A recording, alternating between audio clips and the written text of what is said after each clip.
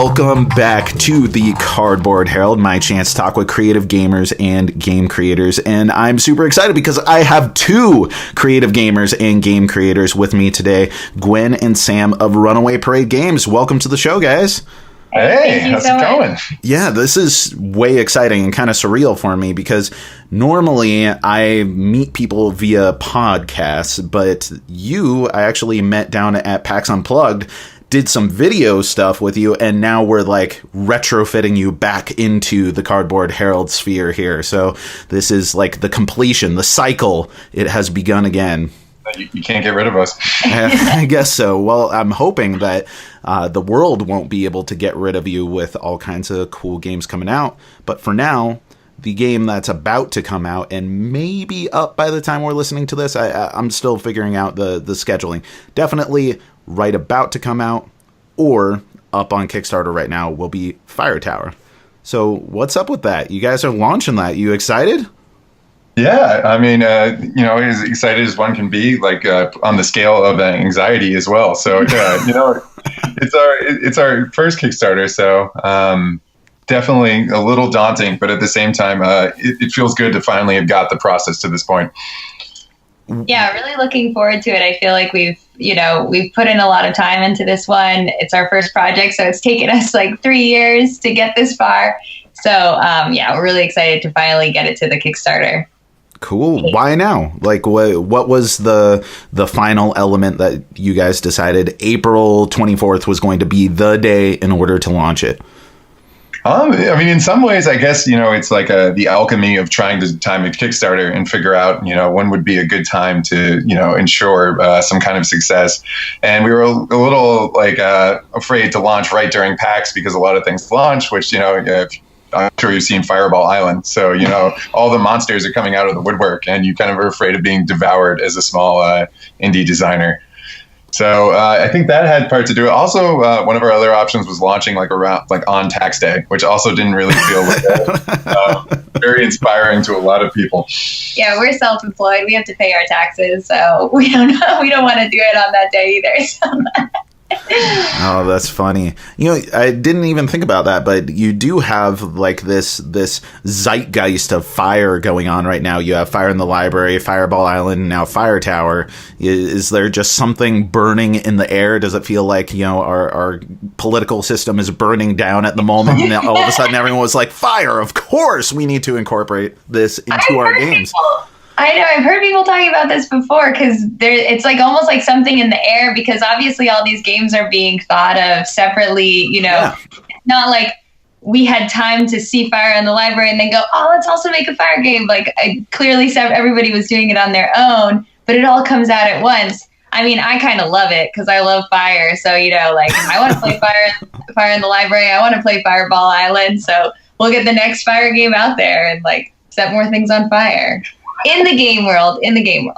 Of course, safely in the game world. But I guess what makes Fire Tower so unique amongst these games is that it's a game in which you're kind of encouraging the fire to happen. You want the fire to happen. You want things to get absolutely destroyed, which was the thing that really shocked me and fascinated me at PAX Unplugged. We're talking about a whole nother PAX way long ago.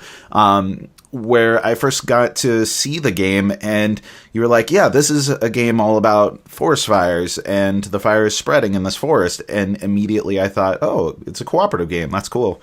Until you were like, no, this is a competitive game. You want your opponent's tower to burn to the ground in a heap of ashes. So what is the... First off, let's capture the premise of this game, and what was the inspiration that you wanted to make a competitive fire influencing game? I mean, I guess the inspiration, we kind of at first just had an idea of having a game where you are pitched against your opponents and the personality of the game at the same point. And we wanted something kind of grew organically and became more unmanageable over time and just kind of swelled and could never be contained or controlled.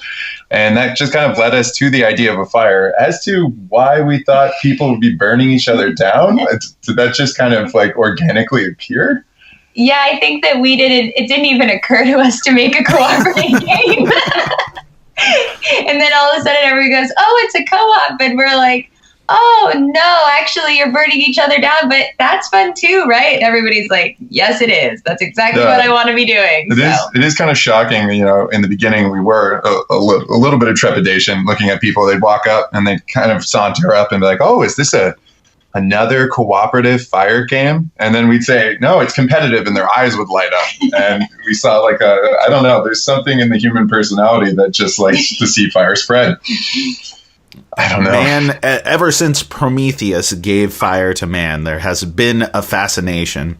So let's talk about the game, because obviously I'm excited. I've played the game, but our audience has not, or likely has not at this point. So why don't you give kind of the nutshell of what is Fire Tower and why people might be excited about it mechanically? So Fire Tower is we've decided to call the mechanic a strategic pattern laying game. So I like that. So the way the game works is there's the mechanic of the wind, and every single turn the fire is being pushed in the direction of the wind, and then you play from your hand of 5 action cards, and the action cards are, there's fire cards, water cards, fire break cards. Fire breaks are areas devoid of vegetation that the fire cannot pass on or through. So you build all these things, and they're all done with patterns. So, a square of 4 fire gems placed on the board would make what we call a burning snag, which is a fallen tree that's burning, or an airdrop, water coming from a plane would be a line of 3. So you have these different patterns, and you have to use spatial planning to figure out the best way to both defend your tower and then take down your opponents. And it's also, I don't know, it's extremely reactive to the other players. There's a lot of decision making between going, am I going to defend myself? Am I going to lash out? Like, did the person I attacked last turn, they're going to finish me off, or can I take a chance and, try to go after someone else rather than bolstering my defenses? Well, let's Tarantino this, because now we have the framework of the game. We're going to go back to the beginning and see how we got here. So when did the idea of making a game enter your guys' purview? When was that even just a germ of an idea? So when I want to say, so it's over 3 years ago now. I was visiting Sam in Martha's Vineyard, where he grew up, and we were going for a walk in the state forest, and we were talking about game design, which is something that we, started talking about a lot. We both love board games and wanted to design a game together. And we started to talk about, like he said, sort of that idea of something where you're competing against the game, but you're also competing against each other. And the idea of fire came up. And just that natural movement that fire has, and the way the wind moves the fire, and the way that there's different natural forces that come into play with a forest fire. We really liked that idea. We really wanted to take that to the next level. Yeah, and I guess in a lot of ways it did kind of grow out of the research. The more we looked into wild firefighting and the different terms, and we went through this giant tome of terms for every different aspect of it, and that led to a lot of the gameplay elements. Actually, trying to learn about the situation itself. Yeah, like the fire breaks, for example. The idea that there's different types of fire lines that people build to deal with the fire. And sometimes, for example, the scratch line, it's not as effective because it actually is a term that means a hastily built fire break. So you don't have time to, build something that's really going to stop the fire, but it might, put it off for a second or two. I am floored that you did this much research, and that this is a game that was your first game, your first idea as you started developing it is the one that you're actually taking to Kickstarter, and is actually a really cool game. I mean, most people, they have to discard about 15 absolutely garbage ideas along the way. How much has it evolved? We made I made so many games when I was a kid that were so bad. My family always tells me about all the games that I designed that they were forced to play. I think when I was 3 years old, I made a game called Pigtails and Ponytails, where you attach pigtails and ponytails to a person. It sounds terrible. Luckily, I don't remember it at all. Just pin the tail on the donkey, but slightly more horrific. Yeah, exactly. I mean, I had a lot of failed games as a kid too, mostly because my family didn't want to put up with it. I'd make these like strange roll and move games with arcane rules that they accused me of changing the rules as the game went in order to influence my chances of winning. So. Well, were you two like big gamers as a couple? It sounds like you may have played games with your families. Like, what was kind of your entry point into modern tabletop gaming? I played just as a kid, at least for me, Axis and Allies, Stratego. My mom really got me into Settlers of Catan, and she like bought every expansion pack. Like every Christmas, we get another one, and then we'd play it together. So I mean, she got me into that early. But when I met Gwen, I don't know. I was actually the first person to introduce me to Carcassonne, which kind of launched me in a whole new direction. Yeah, Carcassonne was a big one that started me off. I always grew up playing cards. I had with my grandfather. He was like an old, he played cribbage and casino and all of those old card games, bridge a lot and stuff like that. So I love those types of games. And then, I think I slowly was starting to discover the board game world. And then when Sam and I started dating, we sort of realized how much we both loved it. And then that, we basically emptied our wallets, bought every game we could find and loved it. Like, also, I would say, when you're designing a game, you find out about all these different things, like started going to more game nights and I'm sure you've had the same experience as, doing these interviews and stuff, that you just discover this world of gaming. It's so much bigger than you could even ever, or at least than I ever imagined. And it's great. I mean, we love the community. We love learning all the new games. I've probably learned more games in the last year than I ever thought I would learn in a lifetime. So. Yeah, well, the fascinating thing to me is that it's kind of like getting into indie music, right? You have the big names that are coming up that are effectively the big studio groups, the big record label groups that are reaching the top of the charts. But then you start diving into some indie music and it's a little bit more niche, but also so cool and so personal and so reflective of the creators.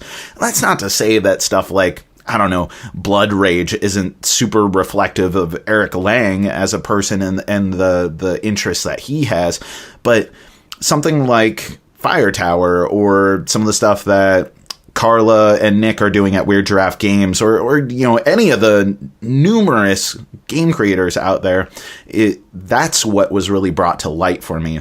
Because honestly, I've been playing games for years, and it's kind of shocking to me that there's so many people who are new to this hobby who are creating relatively quickly. Like within the last 5 years, they played their first modern board game and they are already creating really, really cool, good games. I've been playing CCGs and LCGs and Hero Quests and, all sorts of board games since I was a really little kid. And I paid attention to most of the major moments, but the indie games were something that kind of escaped my purview until I got into this podcast. And that, in a lot of ways, has been the most exciting thing about doing the Cardboard Herald, is getting to talk with you guys, or, I don't know, the ATK game guys who I also met at PAX, and developing these relationships with people who are just creating this awesome community, uplifting one another and supporting one another, which again reminds me of when I used to play at punk shows and that kind of stuff, of bands trying to help one another. Oh yeah, your drummer's sick, or he quit the band yesterday, I'll hop in and play drums today, that type of thing. And it's just a huge, vast world that I never would have even begun to understand until I started doing this. And I'm so glad that I did. And there are so many great games that have stories attached to them, that have people attached to them, that deserve highlighting and deserve a platform. And I think that's why myself and many other podcasts now are really diving into like interviews and reviews of these more niche games or games that are being published, self-published on Kickstarter, that kind of thing. Which, By the way, why self-publishing? Why did you guys do that? I mean, it's a cool game. I'm sure you could have pitched it to some publisher or another. You decided to go the hard route? I mean, truthfully, it's like, I guess we weren't that nuanced in the pathways you could follow when we first got into this. And it was kind of seemed like self-publishing. We met a couple other people who had launched projects on Kickstarter, and we'd seen how they had gone. And it seemed like, well, this is the route, you do it. And I remember being at the Connecticut Festival of Indie Games, and Matt Fantastic, we ended up playing our game, and he was talking to us and saying, if you go the Kickstarter route, you're going to spend 99% of your time marketing this game and 1% of your time, working on your next game. And we were kind of like, I didn't know exactly what that meant, but he was completely correct. So it's one of those things where we kind of stumbled into it and started down the pathway. And it seems, that the exit left a while ago, but in the same way, it's been really rewarding. We've met so many other people in the indie game community. And as you were saying, it's like everyone is supportive. Any other creative endeavor I've ever been involved with before, it seems like people are trying to split open your skull and walk over your corpse. I don't know. It's true. I don't know. Writers, being a creative writer, a lot of times, I mean, that can be a vicious world. But with board game design, like the first convention we went to, people were there, like Jeff Johnston, and just giving us advice, like telling us where to go, like where we could show the game off, what to do next. It's just, it's been open arms the whole time. So. And we really appreciate what you're doing. And I mean, people doing podcasts and the amount of press that's out there. I mean, it's unbelievable, the community that has formed. I mean, we're just like constantly blown away. When we went to PAX East this last weekend, yet again, we were blown away by it. We always leave every convention, and I think that was our 14th. We leave every single one just talking about how amazed we are by the community that exists in the board game world. So in some ways, if we hadn't gone this Kickstarter route, I don't know if we would have gone on that journey. So I'm really grateful for that. Also, development is really fun. Like figuring out the components and doing all the art part of it. I'm a graphic designer by day, so like I love that aspect of it. It's scary because there's so much work. Like it sounds ridiculous, but I was thinking the other day about, how we're manufacturing this game, and they were explaining to me freight forwarding. And they said, well, yeah, the boat will go down through the Panama Canal. And I was just thinking like, oh, our board game's on going through the Panama Canal. And it just sort of blew my mind. But of course that's what happens. And if I had thought about it, of course I know that that's true. But there's just that whole world, like manufacturing, shipping, all the things that are involved. I mean, it's a lot to learn, but it's really interesting, and I'm glad to be learning it. It also sounds exhausting. Like, honestly, I am hearing you guys describe this, and I'm like, I am, in a way, really glad that I'm not making games, because I can only do so much podcasting or even listening to myself, let alone the idea of going on other people's podcasts and feeling the need to have something to say, to be able to present it, to market it, to feel like you're being authentic, that you're being energetic, that you're turned on. I mean, for me, I'm excited because this is the first time that I'm getting to do this with you. But you guys have had to present your game so many times. It must be like almost a sense of relief that the Kickstarter is about to happen, because it's almost signaling like moving on to the next stage from where you've been for the last year or so. Yes. But also, I mean, it's awesome to talk to you. And I actually love talking about Fire Tower. I don't think I could really talk about anything else at this point. We're annoying our family and friends with it anyway. So. I know it is lucky this is a podcast. I feel like we're like starting to get like Gaunt and Pale and just kind of like desiccated. I don't know. Yeah, it's been harder than I've ever worked on anything in my life, because at the end of the day, I don't know, we're a small company, so it's like there's still the day job, and then you get home from that, and then you have the second job. I mean, as you know. When you got all these, the passion project, it kind of exponentially grows alongside of your real job. And it's sometimes it's crushing, but as you get through each step, it's very rewarding to look back at it. Has there been any point during the development of this game that you feel comfortable talking about, at which you were prepared to be like, you know what? I'm done. I'm just done with this. I just want to throw this in the garbage. I never want to talk about Fire Tower again, and I just want to walk away, maybe never touch a board game again in my life.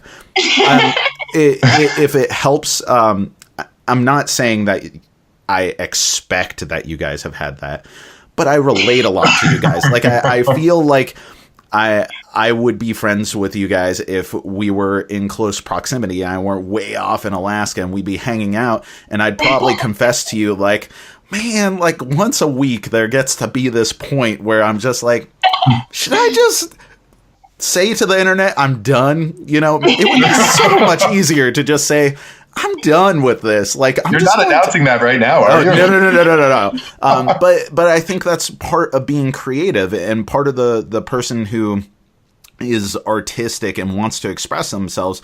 There's some sort of emotion involved in that makes you, I guess, empathic to other people is part of it. It's the willingness to connect with other people, the desire to connect with other people, and the desire to see your ideas come to life. But also, I think creative people, especially artistic creative people, tend to be extremely harsh on their own work, and from time to time that can sway from absolute elation into complete annihilation and being like, I need to be done with this. Fortunately, the two of you have each other, so I imagine you kind of lift one another up. But yeah, we kind of switch off the role of being in the position where you just kind of have this like manic thought where you want to burn every copy of Fire Tower and throw away all the promotional stuff out on the side of the highway in between conventions.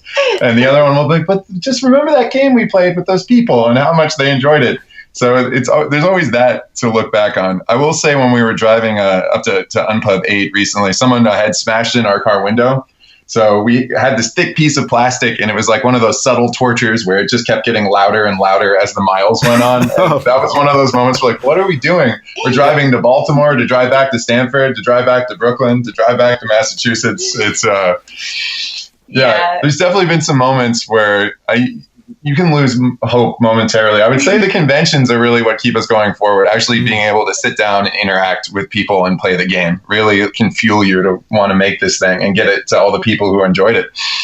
Yeah, having people tell you that they had a good time playing your game, I think, is all that it takes to keep going. But it's funny when you said, you know, burn your copy and never play a board game again. I will always play board games, but I can see doing that with my own games. Like, I just want to play other people's games. Well, I think part of the reason why I bring this up is because there are other designers who listen to this, and almost every gamer at some point entertains the idea of, what if I created a game? Because you start imagining your perfect game. And I don't know that everyone, especially if it's like the first creative endeavor that they've really poured their heart and soul into, realizes that is kind of part of the process, or at least for emotionally imbalanced people like myself, maybe that it's part of the process to sometimes lose hope, or to sometimes completely give up, or think that what you're doing is absolute crap. And, you know, you have to be reflective of that, and you have to learn that it's not the absence of the voice in your head that's trying to tear you down. There is no getting rid of that. If you are the type of person who has that, that's going to persist throughout your life. But it's learning how to not listen as much to that voice, and to amplify the voices that are telling you, no, you do good things. People appreciate you. People love the things that you do. You've worked really hard. You deserve to have this, or this is, regardless of the money that comes from it, regardless of the success, the creative endeavor itself is worth all of the blood, sweat, and tears that you put into it. And I think that's important for people to hear. It's a really, really good point. And I think that a lot of times, I don't know, I think Sam and I are both people who have a lot of ideas, you know, like, oh, we should do this, and and we can just we can imagine the end result of this huge, great thing that we've created. And when you're actually following through with it, you've kind of you lose track of that it was a dream to begin with, and that it's a dream that you're even getting the chance to work on it and take it as far as you have. But part of that dream means sort of that those hopeless days and just losing track of, what it all means to you. But you get reminded enough, hopefully, that you keep going, and, it means the world to you then. So. Yeah, I mean, I would say, no, I am one of those people who spends probably about like 90% of the time in like the valley of despair, like wondering exactly what I'm doing. Like, what am I doing? Am I qualified to do this? And it's like, I don't know, if you love it and you're putting the work in and it's not destroying your life. I mean, I wouldn't advocate like, keep going to the point where everything you love falls apart. It's like there has to be some balance, but it's like anything below that level, I feel like it's okay to just you're going to throw yourself into it. You're going to get rejected a lot. But at the same time, you'll be embraced. So, yeah. No, it's been a long, interesting ride. I guess I should clarify, since you asked it, and I think I just kind of stepped over it. I am not in any way dismissing the amount of success that the Cardboard Herald has had thus far. And I'm incredibly proud of everything that we've done. I think it's me being honest if I say that there's at least one moment every week where I'm sitting, drinking a cup of coffee. Maybe I'm on break from my day job, and I'm just thinking, like, I could do Cardboard Herald stuff tonight, or I could just not. What would really happen if I didn't? But ultimately, it is something that I'm extremely passionate about and care about, and I recognize that a lot of other people really care about it and show up more than anything. It continues to grow, so clearly it can't be that bad if people are showing up and growing, and I get to talk with cool people. Like, I was jazzed about coming home and talking to you guys. I was like driving home. I'm here in Southeast Alaska. It's starting to drizzle a little bit. It's nice and warm today, and I was like, man, I get to talk with Sam and Gwen. They were so awesome at PAX Unplugged. Like, this was something that was motivating me on my way home, and then afterwards I'm going to have a killer night doing all kinds of other stuff. So I am not quitting the Cardboard Herald right now. Talk to me on another week. So getting back to Runaway Parade games, first off, what's it like working as a couple? Like, has that been a challenge? Has that been an asset? Like, I can't imagine starting a brand new board game publisher with your, I guess, significant other partner. There we go. I've been married since I was very, very young. So I've lost all concept of anything but spouse as a term, but with your partner. I mean, it is funny. People ask us all the time about this. They're like, how do you put up with each other in these long hours and like dealing with like sharing like the control over this creative project? And I think thankfully we had done, when we were just friends before we were together, we had done Runaway Parade, like the literary journal, which is like hidden on Runaway Parade, the game's website. There's like an archive somewhere. And we did that for like 3.5 years, like trying to like prompt and prod all these artists to produce this work, and constantly editing things, and Gwen always telling me that I was behind deadline on the edits. So, I mean, we kind of had a working relationship on a project before we were ever dating. So it's like we already kind of had that framework. Yeah, we were project first, dating second. That's why. It works out well. No, but we've been friends for a really long time. I think 8 years before we started dating, and now we've been together for 3-4 years. 3-4 years. Yeah. so it just all seems to melt together. I don't know. But the other thing that Sam and I say all the time is, like, you see these teams of people all the time, and I think, well, if Sam was designing a game with somebody else and he had his partners that he was working with, I'd just be really jealous of them. So I have to be the partner. It's the only option. Yeah, I think that the positives out of working with your partner can outweigh they can outweigh any detriment that someone perceives. I think different relationships have different, I guess, ways of operating. But I know that even though my wife and I get on each other's nerves all the time, like, just like, oh my God, can I just get away from you for like a second, because you are exhibiting all the behaviors that were cute for about a year and now are just awful. But at the same time, I couldn't imagine a better collaborator on anything. You know, she's the person who uplifts me the most when I'm in that negative zone of annihilation. She's the person who helps me out when I need to make sock puppets for a Spirit Island review. You know, she is a great collaborator. I bounce all of my ideas off of her, and having someone who's like a built-in friend who knows where you're coming from, your perspective, your interests, your likes, and genuinely wants to uplift you, and you want to do the same for them. Every single creative endeavor that we do, even if only one of us is truly like at the forefront of it, we are partners in every aspect of it. And I couldn't imagine operating any other way. So I totally get it. That sounds awesome. Plus, I think if I'm remembering correctly, before we started dating, we did like a few musical performances together. So maybe there's that foundation of creative process in the beginning, the stepstones that you guys had. Yeah, that's awesome. Yeah, it definitely has pushed us to, I think, even deeper level of intimacy. It's like, if you really want to know every facet of someone's personality, like run a board game Kickstarter with them. Then you'll really see what they're like in the middle of a crisis and in the darkest hour. That should be a dating website. We'll launch a board game Kickstarter together. And I was thinking you were talking about the darkest hour, and I was like, this is a very intimidating dating website, but I guess if you're willing to go to thedarkesthour.com to find a date, then you're all in, I guess. So Runaway Parade Games, you guys mentioned that it's 99% promoting this one game and then 1% working on future games.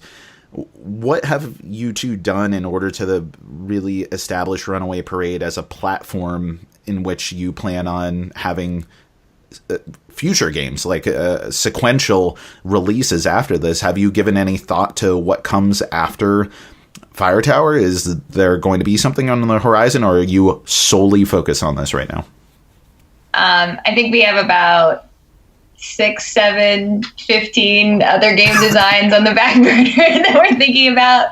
And it's like one of our most fun conversations to have, you know, while driving home from a convention, just talking about an idea and taking it as far as we can. But then when it comes time to, you know, build an actual prototype and really dive into it, there's probably things we should be doing for Fire Tower instead. So, really, really excited about games that come after Fire Tower. And I think that a lot of what's taken us so long, I mean, the reason it's been 3 years working on this game before we actually bring it to Kickstarter is because we are laying the foundation for an actual business.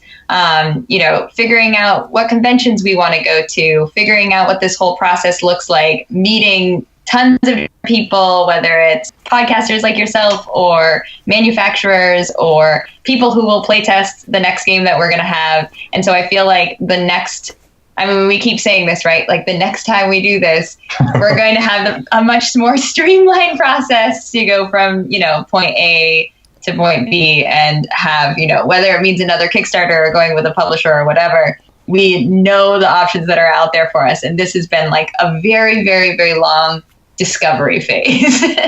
So Fire Tower is very much sort of our test run, but also a game that we really believe in and love. And yeah. I mean, the other games are on the shelf. I feel like we have like 6 or 7 plastic bags of various cardboard bits, and they're all rattling there, hoping to escape eventually. Yeah. You keep coming back to the fact that you've been developing this one game for 3 years. How much has it evolved in that period of time? Like, is what we see now and what's going to Kickstarter pretty much what was the original game, or has it had really significant developmental changes? I mean, yeah, I mean, it's changed a lot. I mean, if you could see the first version of the game, it was a giant piece of like like cardboard that it looked like it was like a 6x8 sheet of plywood with like 1-inch squares, and we had golden pirate tokens with treasure chests on one side, and those were the fire breaks, and the skull and crossbones were the fire, and the fire towers were just like strange little like animal figurines we put in the corner, which led to problems with playtesting. Everyone, well, why can't we move our figure in the corner? We're like, no, it's actually it's a tower, and they're like, well, then why can't I move it? So yeah, I mean, I think card distribution, I mean, like the general idea of the game and the way it functioned with the four corners and the spreading and the playing of action cards, but like the distribution of the cards has changed, the art, the names. I mean, it's gone through, I don't even know how many iterations. I have some of our closest friends have probably played like 12 very significantly different versions of Fire Tower. So it's been a crazy process. Yeah, it has changed a lot, for sure. You two seem like such profoundly enthusiastic and appreciative people. Like that's something that's infectious. Like I totally am just smiling being around you, and that's the type of person that I like to be. I don't know that I always succeed, but earnest enthusiasm is something that I think should always be encouraged. And I'm wondering, is there, I don't know if there's even a good way of putting this, but is there something for each of you that you feel like was a profound moment encouraging your creativity or appreciation of the world that kind of gave you some of the scope that you view the world through? Like, I know personally there have been people who have influenced me. There's been games, there's been albums, there's been comic books, things that were really impactful on me and how I chose to view the world. Is there anything that you guys would be comfortable with sharing about that had a huge impact on you that helped you become the person that you are today? You want to take the big leap first? I didn't give you a lot of time to prepare for this, so I'm putting you on the spot. I guess probably I would say if anything, more than anything, my family. I'm the youngest of a family of four, and I grew up. My parents built a log cabin in the middle of the woods in Vermont and raised four kids up there. And I don't know, I love those guys so much, and I lean on them for everything. But I think having three older siblings and two parents who always, chased after everything, really chased after their dreams and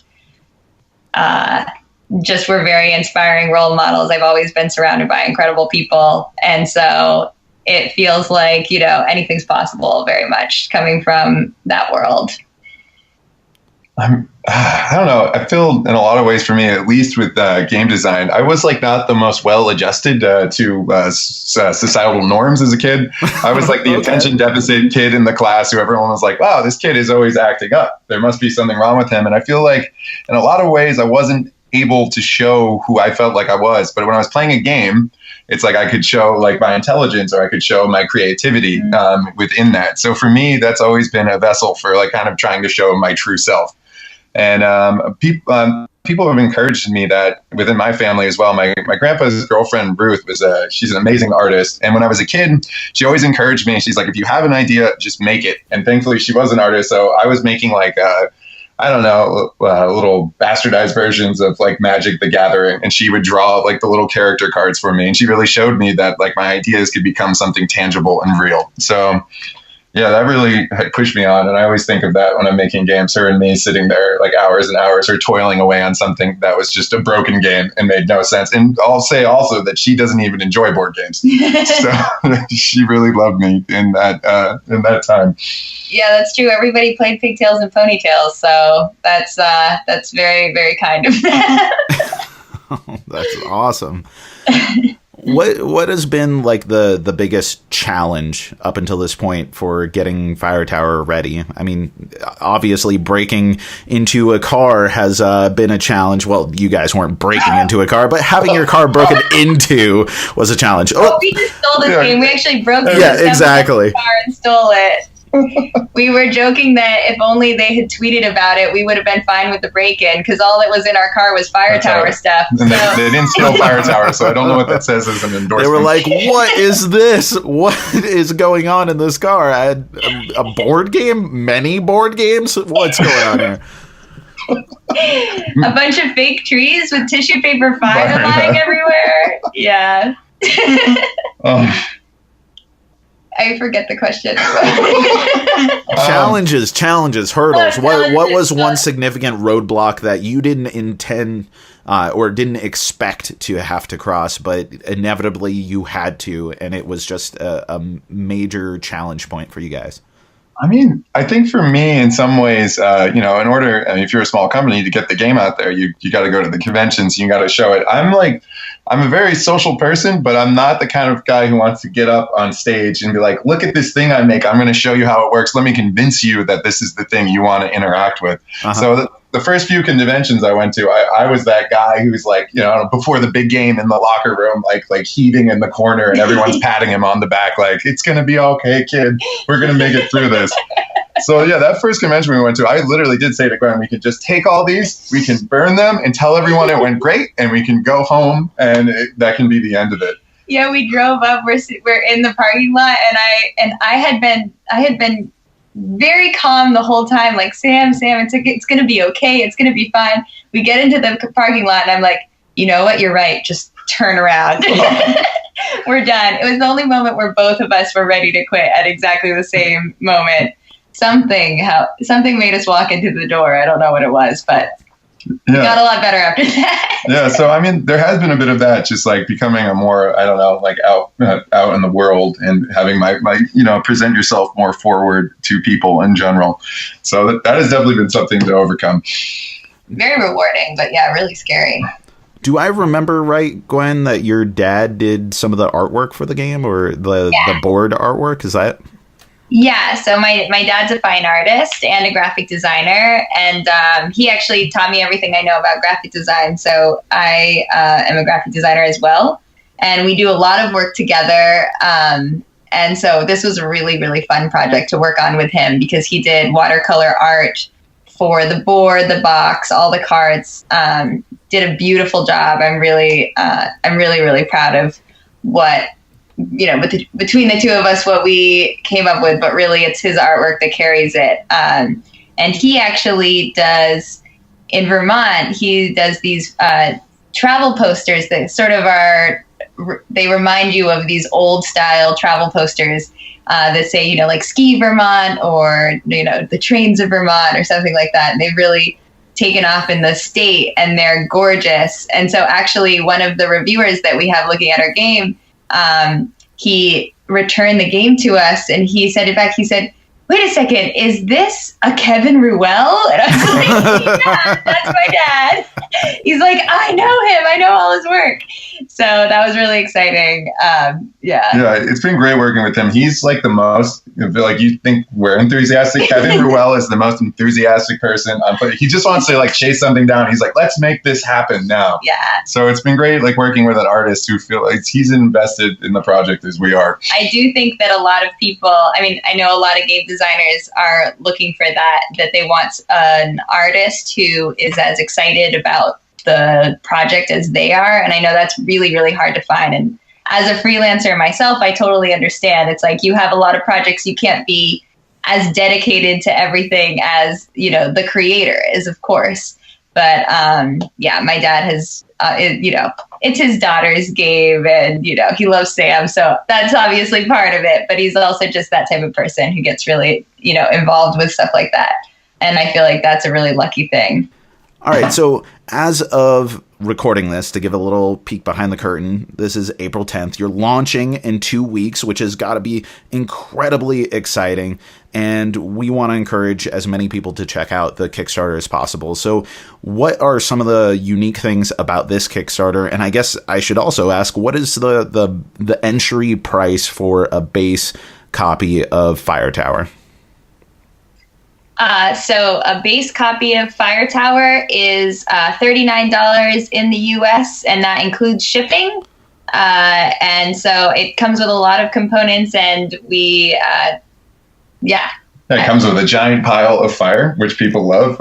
Whenever we go to conventions, people come up and ask, "Hey, can I just like put my hands through this pile of fire gems here?" Yeah, it's like a million little gems. I feel like I'm a dwarf lord in Middle Earth or something, being like, "Yes, the horde of Thror is in my hands."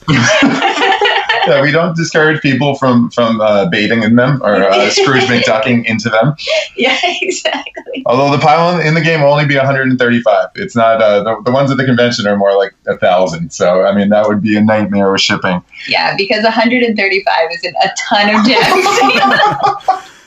I've got a little excessive with what I think of as a big pile of gems. Yeah. I mean, every time we open a cabinet or a drawer, for anyone at home. They are like the little gems that you occasionally find in other board games, except epically big. Like, you know, maybe not baseball size, but certainly take like a D20, and that's a good reference point for these big chunks of fire, and it looks spectacular on a tabletop. Yeah, I think people also want to check it out because the game just has unique mechanics, and really when we interact with people, they will say, you know, this game doesn't run like anything else. This doesn't play like anything else. Like, I feel like this was a unique experience. And hopefully when people come to the Kickstarter page, they'll get the feeling that, you know, this is something a little bit different than they've experienced before. I mean, how many people have played a fire game where your sole objective is to burn down all the other opponents around you and laugh while doing it gleefully? Spectacular. Yeah, well, are there any cool like special bonuses or projects or things that are special just for Kickstarter backers rather than people who would normally wait until it comes to retail editions? Yeah, we're working on something right now. I dabble in woodworking, and I thankfully have some really great mentors in the woodworking world who are helping me with a project. We're gonna have a version. We're gonna have the base version of the game, and then what we're seeing is kind of like a deluxe version that normally in the game everyone has a bucket that allows them to beat back the fire at the last moment, and it's a kind of your get out of jail free thing. So, you know, normally that's a card, but with this version, we're actually making small miniature mahogany buckets that will have copper handles, and they've been hand finished and will be stamped and numbered for each product run. So we're hoping people will be excited about that. That sounds awesome. First off, if I back at a high enough level, will you come to my house in Alaska and like actually fix all of my terrible carpentry jobs? And two, we'll make that the highest pledge tier just for you. Okay, exactly. That's the Cardboard Herald tier. It's going to be one of one that people can get, and inevitably, like the first second it goes online, someone else is going to get it. So I don't know that that's going to work out for me. But two, that's awesome. So you're into woodworking. Is that, you said dabbling? Is that professional? Is that just something that you do for fun? What's going on there? I've been a furniture, like the family business is a house restoration and furniture refinishing. And we worked, I've worked in a wood shop doing furniture most of my life. John Thayer Cabinet Makers on Martha's Vineyard. So I've always worked with those guys, and they've taught me a lot. And they've helped me figure out how to like bring this project and make it feasible to make hundreds and hundreds of these tiny buckets. And we've already started production on them and figured out we have like the prototypes and whatnot. That is incredibly cool. And also, I need a board game table made by you. Again, shipped to Alaska, preferably affordably, of your highest quality woods.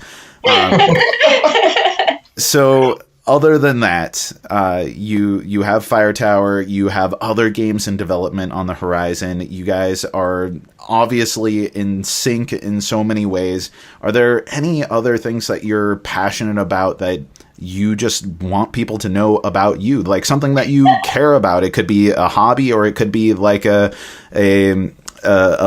charitable thing, anything that is something that you care very much about that people might be surprised to hear from you. I guess the weirdest thing I can think of about me. Oh, come on. It doesn't have to be the weirdest thing. Well, it's not really that weird. Now I'm going to sound like I'm lame. This is my weird thing, but I don't know. I play the mountain dulcimer, which people always think is really bizarre. And I've been playing that for like I don't know, 10 or 12 years now. My dad got me my first one on Christmas. So my friends will come over to my house and then I'll start playing this kind of like teeny little instrument. I'm like, what is that? They don't even know what it is, let alone what I'm playing on it. So I guess that's something I'm passionate into and hoping to get back to playing more of that, like once the Kickstarter has been finished and the games have been fulfilled. People are going to be so tired of me talking about Alaska all the time, but yesterday started the 44th Alaska Folk Fest here in Juneau, Alaska. Come on, you got to bring your dulcimer up here so we can play some folk music together. This is a world-renowned festival. Come on. That would be amazing. That's cool. I can't think of anything. Nothing? What are you, just a board game designer? I'm just a board game designer. Okay, well, if it's not something that's a hobby that you're very into, and you've already talked about how you are like this elite, amazing art design person. Well, you didn't talk about that. I've seen some of your work. It looks incredible. So I will talk about that. But is there something that you are very passionate about as like a cause or something that you'd like to be able to dedicate more time to as you have more time and hopefully more independent success? Well, the only thing that comes to mind right off the bat is that right now I'm really missing my family in Estonia. I'm part Estonian. When I mentioned my grandfather before, he's an Estonian immigrant, or he was, and I have all this family in Estonia, and I'm thinking of them right now for some reason. I've been thinking about them a lot in the last few weeks that I just can't wait to get over there. And I guess I partly thought of it because of the dulcimer, because it's all just like this. They have a festival there called Viking Day that I'm sure there are dulcimers at, but it's everybody dresses up as Vikings and lives as the Vikings did. I can think of something that is the cause you care about the most, and it is Gwen is the most amazing aunt in the entire world. Like honestly, she like her niece and nephew. She teaches one of them piano. She spends every Friday with them without fail, going to like some museum around the city. And I feel like you invest yourself in that fully, and it's just amazing to watch you interact with them. Oh, thank you. They are pretty cute. You guys are creative, you're uplifting, you are exuberant, you are musicians, you like board games, you're fun to talk to. I have no doubt that I would love to talk to you again and again on the Cardboard Herald. And I can't wait for it because I know that Fire Tower is going to be a success, and Runaway Parade Games has like a billion other projects that we are going to see on the horizon. So I'm rooting for you guys. For anyone in the audience, Fire Tower is launching on April 24th. So if you're listening to this before then that means I got it up before then. But if you're listening to it after then what are you doing? Go onto the Kickstarter and check out those little wooden buckets and Fire Tower. So Sam and Gwen and Sam, thank you so much for coming onto the show. It has been an absolute pleasure. Hey, thank you so much. It's been great. We've been thinking about talking to you all day. Yeah, it's really a blast. We love your show, everything you do. It's great. Thank you so much, Jack. All right, everyone. Before we go, first off, I wanted to say congratulations to Sam and Gwen for funding in the first freaking 2 hours. How amazing is that? For all of you listening, they truly are just like the most likable people. I've met them in person. I've talked to them for the podcast now. I am so happy for their success. The other thing that I wanted to say is that before we go, thank you for listening to the Cardboard Herald. As always, everything we do is ad-free and audience-supported. If you want to help keep it that way, then you can find the Patreon link at the top of our webpage, www.cardboardherald.com. We have several levels of support with various rewards, including support from several publishers at this point that give awesome rewards towards the end of the year. You should check that out. But one of the rewards for every patron is saying thank you on air. So I am saying thank you to fellow podcasters We're Not Wizards who became patrons of the Cardboard Herald.